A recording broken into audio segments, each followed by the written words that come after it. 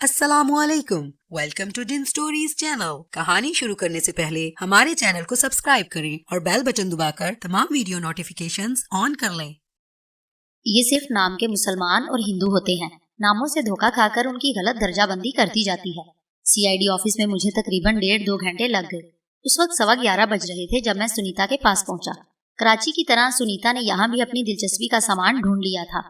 وہ مسحری پر نیم دراز ایک غیر ملکی رسالہ پڑھنے میں محو تھی۔ اس کے چہرے سے صاف ظاہر تھا کہ زیر مطالعہ رسالہ کیسا ہوگا۔ اس کے علاوہ میں نے ایک اور بات بھی خاص طور پر محسوس کی کہ سنیتا کے جسم پر شب خوابی کا ایسا لباس تھا جو صاف چھپتے بھی نہیں، سامنے آتے بھی نہیں۔ اسے معلوم تھا کہ مجھے آنا ہے، سو اس نے پہلے ہی سے میرے صبر کا امتحان لینے کی پوری تیاری کر رکھی تھی۔ مجھے اعتراف ہے کہ اس آدم زادی کی طرف نہ دیکھنے کے لیے میں نے خود پر بہت جبر کیا۔ میں یہ بھی جانتا تھا کہ اس کمرے میں ڈیکٹا فون موجود ہے۔ میرے اور سنیتا کے درمیان اس وقت جو گفتگو بھی ہوگی ونود جی کے علم میں بھی آ جائے گی۔ خود پر قابو پانے میں مجھے تھوڑی دیر تو لگی، لیکن میری یہ کوشش رائگاں نہیں گئی۔ میں نے خود کو سمجھایا کہ یہ عورت جنس عام ہے اور اپنی تمام تر حشر سامانیوں کے باوجود میرے قابل نہیں۔ یہ مجھے راہ راست سے بھٹکانا چاہتی ہے، گناہوں کی دلدل میں کھینچ لے جانا اس کا مقصد ہے۔ میں اس آدم زادی کے فریب میں نہیں آؤں گا۔ یہی سوچ کر میں اس طرح کھڑا ہو گیا کہ اس پر میری نظر نہ پڑے۔ کمرہ اس کے تیز سانسوں کی آواز سے اب بھی گونج رہا تھا۔ سنیتا، میں نے سکھبیر کا کالب اپناتے ہی اسے مخاطب کیا۔ سکھبیر، وہ اپنے سانسوں پر قابو پاتے ہوئے بولی۔ تم آ گئے؟ آ جاؤ میرے قریب، ہوش میں آؤ سنیتا، میں نے قدرے سخت لہجے میں کہا۔ غیر ملکی گھٹیا رسالہ ایک طرف اٹھا کر پھینک دو۔ تم اسے دیکھو تو سکھبیر، یہ بہت اچھا رسالہ ہے۔ آؤ ہم دونوں مل کر اسے دیکھتے ہیں۔ اگر تم یہ چاہتی ہو سنیتا کہ میں یہاں سے چلا جاؤں تو ٹھیک ہے، چلا جاتا ہوں میں، تم دیکھتی رہو یہ رسالہ۔ میں نے اسے دھمکی دینے اور پھر اس کی نظروں سے اوجھل ہونے میں دیر نہیں کی۔ میں اسی کے کمرے میں موجود رہا مگر خاموشی اختیار کر لی۔ مجھے علم تھا کہ سنیتا پر اس کا کیا رد عمل ہوگا۔ سنیتا کچھ دیر تک مجھے پکارتی رہی، پھر جب اسے یقین ہو گیا کہ میں ناراض ہو کر وہاں سے چلا گیا ہوں تو اس نے واقعی رسالہ ایک طرف میز پر پھینک دیا اور اٹھ کر لباس تبدیل کرنے باتھ روم میں گھس گئی۔ وہ اب اپنی دانست میں مجھ سے ملنے کے لیے میرے ہوٹل جانے کی تیاری کر رہی تھی۔ وہ باتھ روم سے باہر آئی تو اس کے جسم پر پورا لباس تھا۔ جب سنیتا اپنا ہینڈ بیگ اٹھا کر تیزی سے دروازے کی طرف بڑھ رہی تھی تو میں ظاہر ہو گیا اور پیچھے سے اسے آواز دی، رک جاؤ سنیتا۔ وہ ایک دم چونک کر پلٹی اور میری طرف نگاہ اٹھائی۔ اسے ایک نگاہ میں شدید حیرت بھی تھی اور ہزاروں شکوے بھی۔ میں بیڈ کے قریب پڑی ہوئی کرسی پر بیٹھا ہوا مسکرا کر اس کی طرف دیکھتا رہا۔ تو تم گئے نہیں، یہی موجود تھے؟ وہ اپنی گلابی ساڑی کا پلو درست کرتی ہوئی میری طرف بڑھی۔ پھر مجھے کیوں ستایا تم نے؟ بولو، تم بھی تو مجھے ستا رہی تھی، امتحان لے رہی تھی میرا۔ خود اپنے کہے ہوئے الفاظ کیوں بھول جاتی ہو تم؟ پتھر بن کر جینے کا دعویٰ تو کرتی ہو مگر تم سے اس پر عمل نہیں ہوتا، میں سنجیدگی سے کہتا رہا۔ اس دوران میں وہ میرے سامنے آ کر بیٹھ گئی۔ تم اچھی طرح جانتی ہو کہ میں تمہارے جسم کا لوبھی نہیں ہوں، تو پھر یہ لوب کیوں دیتی ہو مجھے؟ وچن دے کر پھر جانا کوئی اچھی بات ہے کیا؟ معاف کر دو سکھبیر، میں اس وقت جانے کہاں کھو گئی تھی؟ یہ الفاظ ادا کرتے ہوئے اس کی آواز بھاری ہو گئی۔ مجھے خبر ہے سنیتا کہ تم کہاں کھو گئی تھی۔ نیچے سے اوپر اٹھنے کی کوشش کرو سنیتا، پاتال میں نہ جاؤ اور مجھے بھی اپنے ساتھ گھسیٹ کر وہاں نہ لے جاؤ۔ یہ تن تو ایک دن مٹی ہو جانا ہے پر آتما سدا زندہ رہے گی۔ آتما کی شانتی، اوپر اٹھنا اور تن کا سکھ پاتال میں گرنے کے برابر ہے۔ پھر میں نے آئندہ کسی ایسے امتحان سے خود کو بچانے کی خاطر مصلحتاً کہا، میں نے یہاں آ کر تمہیں جس حال میں دیکھا سنیتا، اس سے مجھے بڑی گھن آئی۔ مجھے یوں لگا جیسے میرے سامنے میری پریمیکا نہیں بلکہ کوئی گندی عورت ہو۔ ایسی ہی بات ایک بار تم سے میں نے پہلے بھی کہی تھی اور تم برا مان گئی تھی۔ تبھی میں نے تم سے کہا تھا کہ ہوش میں آ جاؤ، لیکن تم نے میری ایک نہ سنی۔ تم مجھے پاتال میں کھینچ لے جانے کے لیے اپنے پاس بلاتی رہی تو پھر میں کیا کرتا؟ تمہیں معلوم تھا کہ میں آنے والا ہوں، تو پھر یہ سب کچھ تم نے کیوں کیا؟ پہلی بار میں نے سنیتا کے چہرے پر عجیب سے تاثرات دیکھے۔ پھر جب وہ بولی تو اس کی آواز میں سکون اور ٹھہراؤ تھا۔ ٹھیک کہتے ہو تم کہ مجھے ایسا نہیں کرنا چاہیے تھا۔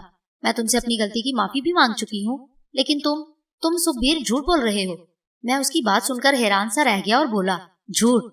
میں کیوں جھوٹ بولنے لگا؟ یہ مجھے خبر نہیں کہ تم مجھ سے کیوں جھوٹ بولتے ہو، لیکن میں اتنا ضرور جانتی ہوں کہ مجھے اس جسم ہی کے ناطے تم نے چاہا اور جانا ہے۔ تم آتما کی بات کرتے ہو تو پھر میرے اس سوال کا جواب دو کہ تم نے مجھے کو کیوں چاہا؟ تن اگر کچھ نہیں تو پھر مجھے سے تمہارا من کیوں ملا؟ کیا کسی بوڑھی اور بدصورت عورت کی آتما نہیں ہوتی؟ لوگ اسے کیوں نہیں چاہتے؟ صرف خوبصورت جسموں کی چاہت کے لیے؟ تم اگر اب تک نہیں جان سکے تو میں تمہیں بتاؤں سکھبیر کہ تن اور من کا ملاپ ہی آتما کو شانت کر سکتا ہے۔ تمہاری چاہت ادھوری ہے، और अगर अधूरी नहीं तो किसी भी कारण तुम झूठ बोलने पर मजबूर हो। सुनीता ने मुझे वक्ती तौर पर लाजवाब सा कर दिया, लेकिन मैं भी हार मानने वाला नहीं था। सोच संभल कर बोला, हाँ सुनीता, जब मैंने तुम्हें पहली बार देखा तो मेरी आंखों में यही सपने थे, लेकिन तुम्हारे तन पर लगे धब्बों ने मेरे सपनों में आग सी लगा दी। फिर मैंने सब्र कर लिया। तुम जिसे झूठ कह रही हो वो झूठ नहीं, सच है। मैंने तुम्हें जिस रूप में सोचा और अपने मन के सिंहासन पर बिठाया, उसे कायम रखने के लिए आत्मा का सहारा लिया। मैं उसी सपने में जीना चाहता हूँ जो पहली बार तुम्हारे लिए देखा था। अगर वो सपना टूट गया सुनीता, तो फिर सब कुछ राख हो जाएगा। मैं शायद फिर जी ना सकूंगा। तुम सुनीता शायद ये सोच भी ना सको कि खुद को फरेब देना कितना मुश्किल काम है। मैं सब कुछ जानते बूझते अगर खुद को फरेब देना चाहता हूँ, ये ध्यान करना चाहता हूँ कि तुम सिर्फ और सिर्फ मेरी हो, तुम्हारा तन भी मेरा है और मन भी, तो ये धोखा तुम मुझे क्यों नहीं खाने देती? मैंने उसे कब इनकार किया है कि जिस्म ही के नाते हम एक दूसरे को जानते और चाहते हैं। आज मैं तुम्हें एक और बात बताऊं, इस तपस्या की वजह से कि अब तक तन के मिलाप को मैंने त्याग रखा है, मुझे दुर्गा देवी ने ये शक्ति दान की है। यही शक्ति कि मैं अपने तन से बाहर आ जाऊं और किसी को नजर ना आऊं। जिस दिन मुझसे ये भूल हो गई, मैं अपनी शक्ति खो बैठूंगा। तुम्हारी खातिर मैं अपनी तपस्या को भंग करने पर राजी हो गया था कि अब मैं ब्रह्मचारी नहीं रहूंगा, परंतु इसकी जरूरत नहीं पड़ी। क्यों जरूरत नहीं पड़ी तुम भी खूब जानती हो। सो मैंने फैसला कर लिया कि मन और तन का मिलाप मेरे भाग में ही नहीं। रियाजत की आड़ में बड़ी सफाई के साथ मैंने अपनी जिन्नाती सिफात पर पर्दा डाल दिया। मेरे चुप होते ही सुनीता जज्बाती लहजे में बोली, अगर ऐसा ही था सुखबीर, तो तुम मुझे पहले ही बता देते। मैं तो बेखबर थी कि अगर तुम्हें पा लिया तो तुम्हारी शक्ति तुमसे छीन जाएगी। तुमसे मैं इतना बड़ा बलिदान नहीं चाहती। मेरी बात पर विश्वास करो कि आज के बाद फिर कभी तुम्हें इम्तिहान में नहीं डालूंगी। ये जरूर है कि कभी भूल चूक हो जाए, सो माफ कर देना।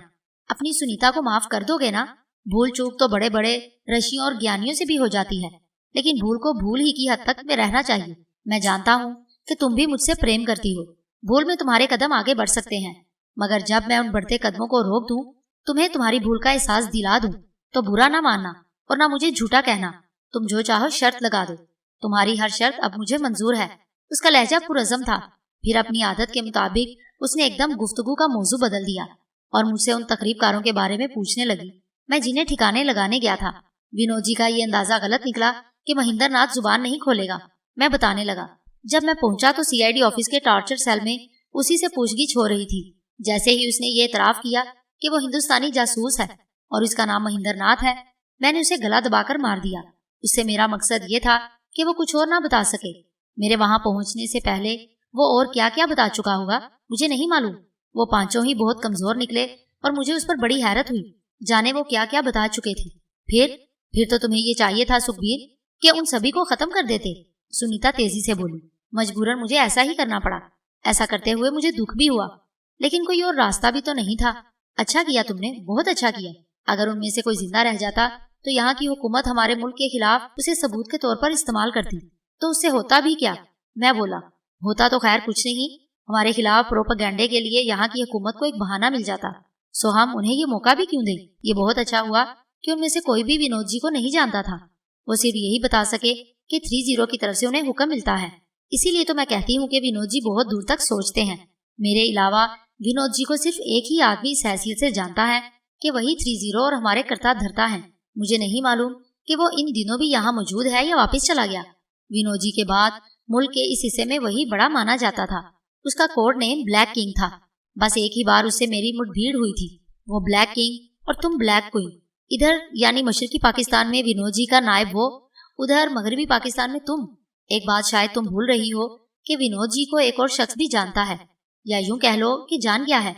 अगर तुम अपनी बात कर रहे हो तो तुम्हारा जानना ना जानना बराबर है। सुनीता मुस्कुराकर कहने लगी, पहली बात तो ये कि तुम और मैं अलग अलग नहीं हैं, यानी हम एक हैं। दूसरे ये कि तुम्हारी हैसियत ना तो सरकारी है ना तुम विनोद जी के अंडर में हो। ऐन उसी लम्हे मेरी नजर दीवार पर लगी हुई घड़ी की तरफ उठी। रात के 12 बजने वाले थे।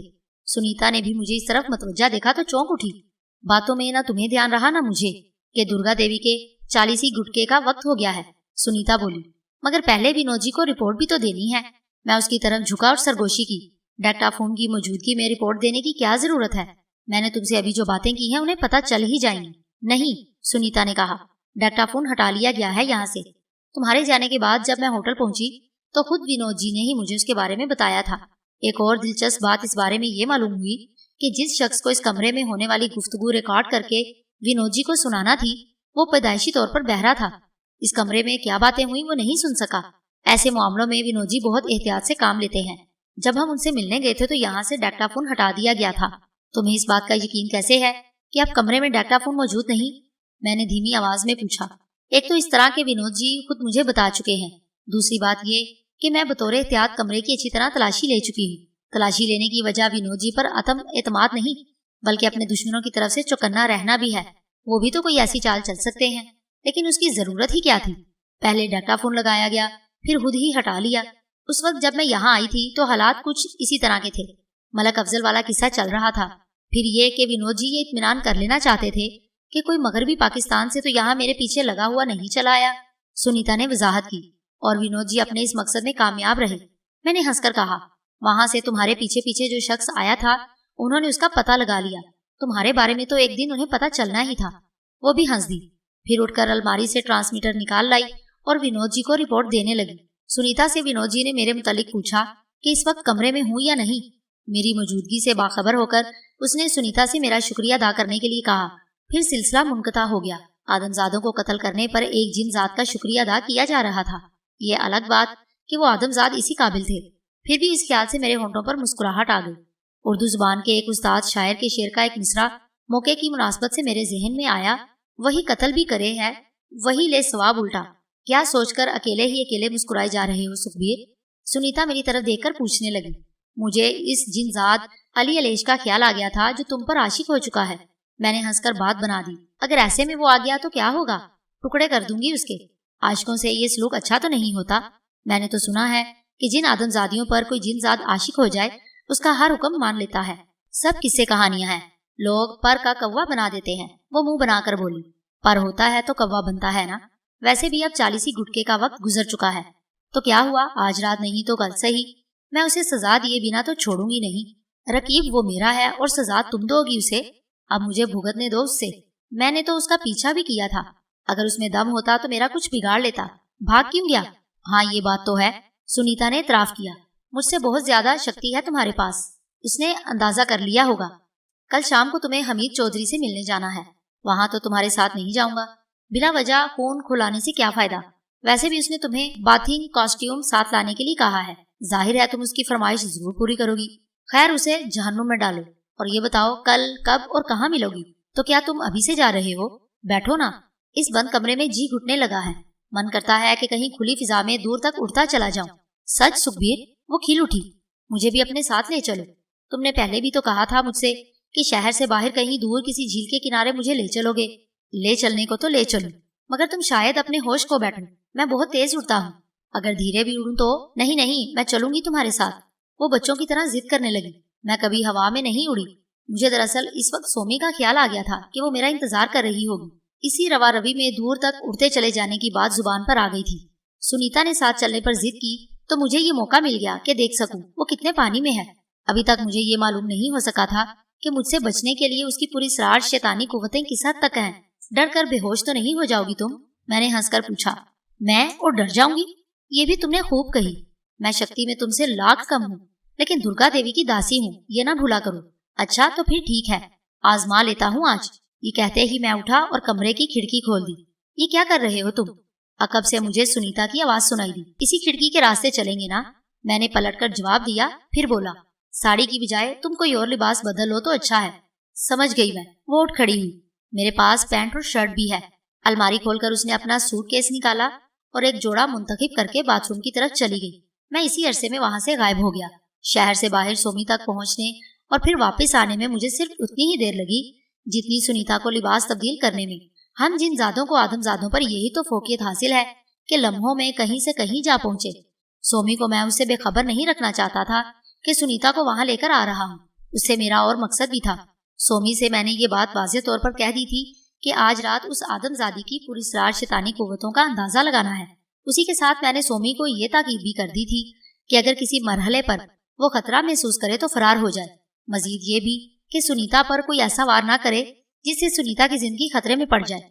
उस पर सोमी कुछ कहना चाहती थी, शायद ये कि मैं अपनी दुश्मन को क्यों जिंदा रखने पर मिसर हूँ, लेकिन वक्त ना होने के सबब मैं वहां रुका नहीं। सुनीता लिबास तब्दील करके आई तो नई नई सी लगी। उसका मुतनासिब जिस्म पैंट शर्ट में और ज्यादा हसीन मालूम होने लगा। आदमजादियों को पसंदीदगी की नजर से देखो तो फौरन भाग जाती है। सुनीता ने तो फिर भी एक दुनिया देखी थी। जाने कितने आदमजादों को उसने अपना दीवाना बनाया होगा, कितनों की नींदें हराम की होंगी।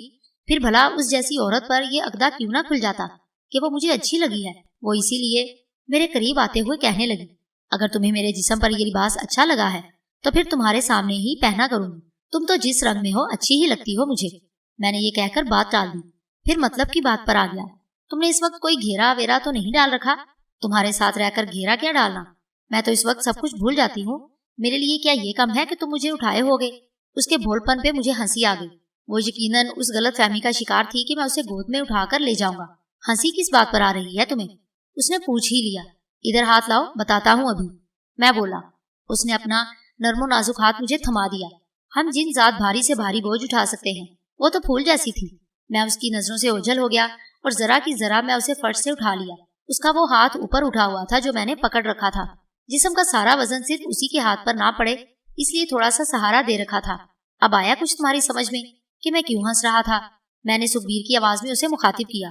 तुम तो सुखबीर मेरे पास होकर भी दूर हो मुझसे, वो बोली। उसकी आवाज में हैरत के साथ हल्की सी उदासी की लहर थी। हाँ, मैंने उसे फर्श पर सीधा खड़ा कर दिया और जाहिर हो गया, करीब होकर तुमसे दूर ही रहना मुझे ठीक लगता है। तुम्हें जो ठीक लगे वही ठीक है। वो सरापा तस्लीम और रजा बनी हुई थी। अगर तुम्हें साथ ना ले जाना होता तो मैं इस कमरे की खिड़की भी ना खोलता। मैंने कहा, हाँ जानती हूँ मैं, और इसका तजुर्बा भी हो चुका है मुझे कि तुम बंद कमरे के अंदर से दरवाजा खोले बगैर गायब होने की शक्ति रखते हो। वो बोली। फिर पूछा, कमरे की लाइट इसी तरह जलती हुई छोड़ दूं कि बुझा दूं? बुझा दो तो अच्छा है, मैंने जवाब दिया। बत्ती बुझी होगी तो यही समझा जाएगा कि तुम सो चुकी हो। ऐसे होटलों में किसी को ये परवाह नहीं होती कि कौन जाग रहा है और कौन सो गया। फिर भी तुम्हारे कहने पर लाइट ऑफ कर देती हूँ। उसने आगे बढ़कर बत्ती बुझा दी।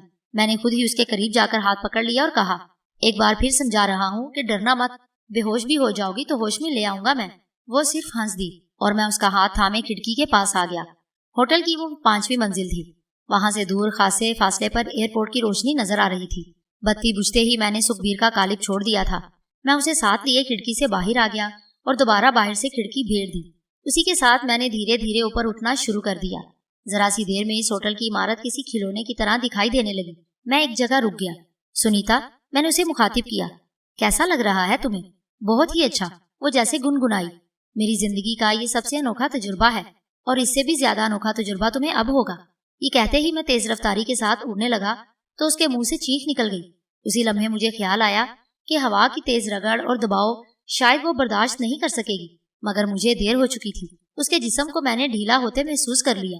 वो होशो हवास खो चुकी थी। किसी बेहोश आदमजाद और मुर्दा शख्स में ज्यादा फर्क नहीं होता। ऐसे में उसके जहन को पढ़ना मुमकिन नहीं, सो मैंने ये कोशिश नहीं की। हाँ, किसी बेहोश आदमी को होश में लाने के लिए इसलिए जहन को जरूर बेदार करना पड़ता है। इस वक्त मुझे सुनीता के जहन को पढ़ने का मौका मिल सकता था, वो भी ऐसी सूरत में कि वो मजाहमत ना करती। हर चंद के मुझे यकीन था कि उसने मुझसे कोई बात नहीं छुपाई। फिर भी बहुत सी बातें ऐसी थी जो मैं उससे मालूम नहीं कर सका था। मसलन मगरबी पाकिस्तान में उसने जिन मकामी लोगों को अपना आलाकार बना रखा था, उनके मुतालिक अगर मैं कोई सवाल करता तो वो खटक जाती, मुझ पर शक करने लगती। मैंने इसीलिए बराह रास्त ये सवाल उससे नहीं किया। जब मैं चंद लम्हे बाद घने दरख्तों के दरमियान शहर से बाहर झील के किनारे उड़ा तो सोमी पहले से वहां मौजूद थी। मैंने उसे चुप रहने का इशारा किया और सुनीता को हरी हरी घास पर लिटा दिया। हवा की तेज रगड़ की वजह से उसका चेहरा सुर्ख हो रहा था। चांदनी दरख्तों की शाखों से छन छन कर उसके जिस्म पर पड़ रही थी। वो लम्हा बड़ा नाजुक था जब मैंने सुनीता को होश में लाने के लिए उसके जहन को छेड़ा। सोमी मुझसे कुछ ही फासले पर मौजूद थी। उसने कोई मुदाखलत नहीं की। एक आदमजादी से किसी जिनजादी को ऐसे हालात में जो रकाबत हो सकती है, उसका एहसास मुझे हुआ। सुनीता का जहन जब गफलत के अंधेरे से निकला तो खिलाफे तवक्का वो चीख उठी। मुझे उस लम्हे यूं महसूस हुआ जैसे सुनीता के दिमाग पर एक मरतबा फिर अंधेरे की चादर तन गई हो। वो उठकर बैठते ही कुछ पढ़ने लगी तो मैं एकदम सुखबीर के कालब में जाहिर हो गया। क्या कर रही हो ये तुम? मैं जोर से बोला। उसके होंठ हिलना बंद हो गए। फिर उसने इधर उधर नजरें दौड़ाते हुए मुझे मुखातिब किया। यहाँ से चलो सुखबीर, ये जगह ठीक नहीं है। क्यों? आखिर क्या हुआ? कुछ मुझे भी तो बताओ। मैं उसके करीब ही घास पर बैठ गया। ये जगह मुझे भूत प्रेतों का ठिकाना लगती है, उसने बताया।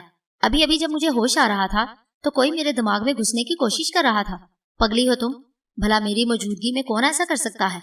हाँ, तुम्हें होश में लाने के लिए मैंने तुम्हारे दिमाग को जरूर छेड़ा था, उसी की वजह से तुम्हें ये गलत फहमी हो गई है। नहीं सुखबीर, मुझे धोखा नहीं हुआ। उसने मेरे दिमाग को टटोला तो तकलीफ ही की वजह से मैं चीख उठी। वो बस एक ही लम्हा था, शायद उसका भी आधा हिस्सा। फिर तुमने क्या किया? मुझे खुद से कुछ करने की जरूरत नहीं पड़ती सुखबीर। जब कोई मेरे दिमाग में घुसने या ये कहकर उसे टटोलने की कोशिश करता है तो अपने आप ही मेरे दिमाग में अंधेरा छा जाता है। उसे तुम दुर्गा देवी की भीख भी कह सकते हो। मुमकिन है वो तुम्हें नजर ना आया हो, मगर था जरूर कोई ना कोई। एक रात से और पर्दा उठ गया। सुनीता जिसे दुर्गा देवी की भीख बता रही थी, वो उसके दिमाग की मखसूस खुदकार कुव्वत भी तो हो सकती थी। कुछ आदमजादों के जहन इतने ही ताकतवर और कवि होते हैं कि उन्हें मगलूब नहीं किया जा सकता। ये बात मेरे लिए कोई नई नहीं थी। फिर भी ये कहकर मैंने सुनीता के अकीदे को ठेस नहीं पहुंचाई कि उससे हासिल भी क्या था। मैंने उसे आदमजादों के जहन की एक मखसूस साख का नाम दिया था। तूने ये क्या किस्सा शुरू कर दिया सुनीता? मैं बोला। होगा कोई भाड़ में डाल उसे। वो देख उधर, झील की सतह पर चांदनी कैसी अटखेलियां कर रही है। कैसा हसीन मंजर है। झील का किनारा, घने पेड़ों की ठंडी छांव, हरियाली, चांदनी, तू और मैं। हाँ सुखबीर, उसने ठंडी सांस भरी। शायद तूने ये जगह पहले भी देख रही होगी, लेकिन जाने क्यों यहाँ मेरे मन को चैन नहीं आ रहा। ऐसा लगता है कि यहाँ हमारे अलावा भी कोई और मौजूद है, कोई ऐसा है जो हमें नजर नहीं आ रहा। तेरा वहम है ये। यहाँ तेरे मेरे सिवा कौन है? कोई भी तो नहीं। मैंने उसे दिलासा दिया। फिर बात का रुख मोड़ने के लिए बोला, तूने तो मुझसे कहा था कि होश में रहेगी, फिर होश क्यों खो बैठी? कैसा लगा तुझे हवाओं में उड़ना? कुछ ही देर को तो उड़ी थी मैं तेरे साथ, उसने जवाब दिया। फिर सन्नाटा सा महसूस हुआ और मेरा सर चकरा गया। उसके बाद कुछ याद नहीं क्या हुआ। आ, इधर लेट जा, मैंने कहा और उसका हाथ पकड़ लिया। वो मेरे शानों पर सर रखकर लेट गई तो मैंने सोमी को इशारा कर दिया। उसने तेजी के साथ हम दोनों के गिर्द एक चक्कर लगाया। सुखबीर, सुखबीर, वो घबराकर जोर से बोली। हाँ बोलो, क्या बात है? मैंने धीमी और नर्म आवाज में उससे पूछा। मुझे मालूम था कि सोमी ने एक मखसूस अमल के जरिए उसे जकड़ दिया है। ये अमल सिर्फ आदमजादों पर कारगर होता है, किसी जिन जात पर नहीं। सुनीता अगर उसके जेरे असर आ चुकी थी तो अब अपने जिस्म के किसी भी हिस्से को हरकत नहीं दे सकती थी। उसके हवास बेदार ही रहते। वो बोलती और सुनती भी, लेकिन उठ ना पाती। मैं यही देखना चाहता था कि वो आदमजादी हम जिनजादों के इस वार से किस तरह बचती है। मेरे सवाल के जवाब में सुनीता ने बताया, किसी ने मुझे जकड़ लिया है सुखबीर, और उठने नहीं दे रहा। मेरा सारा जिस्म मफलूज सा हो गया है। मैं उठाता हूँ तुम्हें। मैंने उसे सहारा दिया और कहा, कोशिश करो उठने की। नहीं, वो एकदम चीख उठी। मुझे सहारा ना दो सुखबीर, मैं खुद ही इस जाल को तोड़ दूंगी। इसके होंठों ने जैसे ही हरकत की, सोमी झपटी और इसे घसीटती हुई दूर तक ले गई, फिर उठाकर झील में फेंक दिया। सुनीता, मैं चीखता हुआ झील की तरफ दौड़ा। मुझे बहरहाल सुखबीर का किरदार तो अदा करना ही था कि उसे मुझ पर शक ना हो। सुनीता को मैंने झील में गोता खाकर ऊपर आते देखा तो खुद भी झील में कूद गया। चांदनी रात में मुझे सुनीता का चेहरा भयानक सा लगा। उसके होंठ बड़ी तेजी के साथ हरकत कर रहे थे। मैंने उसका हाथ थामा तो जोर का झटका खाकर दूर हट गया। सोमी ने करीब आना चाहा तो वो भी उछलकर झील के किनारे जा गिरी। मैं समझ गया कि अब सुनीता की शैतानी कुव्वतें बेदार हो चुकी हैं और वो काबू में नहीं आएगी। जवाबी वार का खतरा महसूस करते ही सोमी को मैंने फरार हो जाने का इशारा किया और फिर खुद भी झील से निकल आया और सुनीता का ध्यान हटाने के लिए उसे आवाजें देने लगा। मेरी मजबूरी ये थी कि सुनीता को वहां छोड़कर भाग जाना मेरे लिए मुमकिन नहीं था। इस झील से बाहर आ जा सुनीता, बाहर आ जा। तो ठीक ही कह रही थी कि यहाँ कोई भूत प्रेत आबाद है, हम कहीं और चलते हैं। मैंने एक मरतबा फिर उसे पुकारा। करीब ही दरख्तों के एक झुंड में सोमी का बाप असबील तहज्जुद की नमाज पढ़ रहा था। उसने जो ये चीखो पुकार सुनी तो सलाम फेर कर लपकता हुआ वहां आ गया। उसकी पहली नजर सुनीता पर पड़ी, जो पानी की सतह पर तैरते हुए कोई शैतानी अमल पढ़ने में मसरूफ थी। एक आदमजादी को इस हालत में वहां देखकर उसे गुस्सा आ गया। वो बहरहाल इसका मस्कन था। इससे पहले कि मैं कुछ कहता या करता, इसबील ने एक हैबतनाक शक्ल इख्तियार कर ली। वो कोई दियो कामत बनमानस मालूम हो रहा था। सुनीता जैसे ही तैरती हुई झील के दूसरे किनारे तक पहुंची, इसबील ने बालों से भरा अपना हाथ आगे बढ़ाया। घबराते हुए उसने झुककर सुनीता को सर के बालों से पकड़ा और फिजा में उछाल दिया। सुनीता चीख उठी। झील में गिरने से पहले इसबील ने सुनीता को किसी गेंद की तरह लपक लिया। सुनीता खौफनाक अंदाज में दोबारा चीखकर बेहोश हो गई। चंद लम्हों में ये सब कुछ हो गया। इसबील, इसे छोड़ दो। मैंने पहली बार दरख्त की आड़ से निकलकर उसे मुखातिब किया। इसबील को देखते ही मैं झील के किनारे मौजूद एक दरख्त के पीछे छुप गया। क्या तू ही से यहाँ लेकर आया था? ये कहते हुए इसबील उड़कर मेरे पास पहुंच गया। बेहोश सुनीता को उसने घास पर डाल दिया। इंसानी कालब में होने के बावजूद उसने मुझे पहचान लिया। इसबील जैसे आलम जिनजादों से छुपना मुमकिन नहीं था। हाँ, इधर आ, मैं तुझे बताता हूँ कि ये कौन है और मैं इसे क्यों यहाँ लाया था। मैंने इसके करीब जाकर सरगोशी की। मेरा मकसद महज एहतियात था کہ कहीं इस अरसे में सुनीता को होश ना आ जाए और वो हमारे दरमियान होने वाली गुफ्तगू ना सुन ले। मैं उसे करीबी दरख्तों के झुंड में ले गया। वहीं सोमी जा चुकी थी, वो भी सामने आ गई। मेरी पूरी बात सुनकर इसबील बोला, इतनी सी बात थी अली अलेश, तो मुझे पहले बता दी होती। मैं अभी इसकी सारी शैतानी कुव्वतें सल्ब किए लेता हूँ। क्या ऐसा मुमकिन है इसबील? मैंने तेजी के साथ धड़कते हुए दिल पर काबू करके सवाल किया। क्यों नहीं अली अलेश, अल्लाह के कलाम में बड़ी ताकत है। दोबारा उसे इन शैतानी कुव्वतों को हासिल करने में बड़ा वक्त लगेगा। उस वक्त तक तेरा काम बन जाएगा। तू अगर बीच में ना आ गया होता तो मैंने उसे मार दिया होता। मुझे ये जानकर खुशी हुई अली अलेश कि तू दूसरे बेराह जिनजादों की तरह नहीं और आदमजादों के दरमियान रहकर भलाई कमा रहा है। चल मेरे साथ, तू देखेगा कि आज रात के बाद वो आदमजादी आम आदमजादियों जैसी हो जाएगी। मैं इसबील के साथ दोबारा वहां पहुंच गया जहां घास पर सुनीता बेसुध पड़ी थी। अब तक उसे होश नहीं आया था। ये बात मेरे वहमो गुमान में भी नहीं थी कि सूरत हाल यूं अचानक बदल जाएगी। सोमी भी मेरे साथ लगी हुई थी। इसबील ने कुछ पढ़कर सुनीता पर दम किया और फिर हमें पीछे हटने का इशारा करके सुनीता के गिर्द एक चक्कर काटा। सुनीता के जिस्म में हरकत हुई और फिर वो तड़पने लगी। यूं लग रहा था जैसे वो शदीद अजियत में मुब्तला हो। उसकी आंखें अब भी बंद ही थी। दूसरे और फिर तीसरे चक्कर के बाद उसका जिस्म एकदम साकित हो गया। उसका सुर्ख और सफेद चेहरा पीला पड़ गया। वो बरसों की बीमार नजर आ रही थी। ये बेहोश है और तू जानता ही होगा कि इसे किस तरह होश में लाएगा। उठाकर ले जा इसे, इसबील ने मुझसे कहा और फिर दोबारा दरख्तों के झुंड में घुसकर गायब हो गया। सोमी मेरे ही पास खड़ी रह गई। तू आया भी अली अलेश तो इस बला को साथ लगा लाया, सोमी ने शिकायत की। अब आया तो अकेला ही आऊंगा सोमी, अब जाने दे मुझे। ये कहते हुए मैंने झुककर बेहोश सुनीता को अपने बाजुओं पर उठा लिया और फिर इंसानी कालब से निकल आया। कुछ दूर तक सोमी मेरे साथ उठती रही और फिर खुदा हाफिज कहकर पलट गई, क्योंकि आदमजादों की आबादी करीब आ रही थी। भीगे हुए जिस्म के बावजूद सुनीता के लम्स में बड़ी हरारत थी। मैं जिस तरह उसे होटल से निकाल कर लाया था उसी तरह खिड़की खोलकर उसके कमरे में दाखिल हो गया। बत्ती जलाने से पहले मैंने सुखबीर का कालिब अपना लिया। सुनीता को मैंने बेड पर डाल दिया था। उसके चेहरे की रंगत बहाल होती जा रही थी। वो रात मेरे इरादों की तकमील में बड़ी मुआवन साबित हो रही थी। मैं उस पर बहुत खुश था। ये खुशी इस वक्त दुबाला हो गई जब सुनीता को होश में लाते हुए मैंने उसके जहन की सारी गिरें खोल दी। मुझे वो सब कुछ मालूम हो गया जो अब तक राज था। सुनीता को उसकी खबर भी ना हुई। ये मेरी गलत फहमी थी कि मैंने उसके दिमाग को बहुत कवि समझा, जिसे पढ़ लेना मुमकिन नहीं होता। बेहोशी से होश में आते हुए सुनीता के चेहरे पर खौफ के आसार नजर आए। सुखबीर, उसके होंठ हिले, तूने मुझे नया जीवन दिया, वरना तो वो भूत प्रेत मुझे मार ही डालते। ये कहते हुए वो कोहनी के बल उठी। तू जाकर पहले कपड़े बदला, ये बातें बाद में होती रहेंगी। मैंने उसे मशवरा दिया। तेरा बदन भीगा हुआ है। मेरा मशवरा इसने तो मान लिया, लेकिन जब वो उठकर चली तो कदम लड़खड़ाते रहे। बेड पर बिछी हुई चादर भी क्योंकि गीली हो गई थी, वो भी उसने बदल दी। अब उसके जिस्म पर शलवार सूट था। उसके चेहरे से थकन झलक रही थी। सो बेड पर नींद दराज हो गई। मैंने अगर तेरी बात मान ली होती और झील से निकल आती तो शायद वो खतरनाक भूत मेरी ये हालत ना बनाता। मुझे जिद सी हो गई थी कि इन भूतों को सजा दूं। उसी के लिए मैं जाप कर रही थी, मगर इससे पहले ही सुनीता ने अपनी बात अधूरी छोड़ दी।